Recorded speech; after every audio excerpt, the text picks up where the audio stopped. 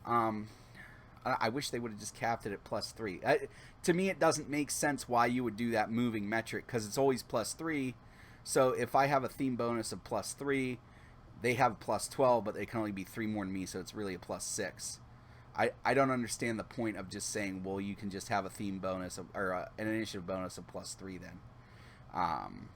But you know, I guess I see that they're trying to reward the player with the big armies, but still, I don't know. I don't know how I feel about it. Maybe I'll change my mind later. Now, the more I talk about it, the more I'm like, maybe it's okay. But it's not simple, which is what they're trying to say for these rules changes. So I'd be interested in hearing what you guys think about this stuff. I'm just scrolling through to make sure I didn't miss anything. Yeah, no, that looks like everything that was in the article. You guys let me know in the comments below how you feel about this particular set of rules changes. I always enjoy reading that stuff. That's all I have for you guys today. As always, please remember that it's only critical mass if you don't have probability control.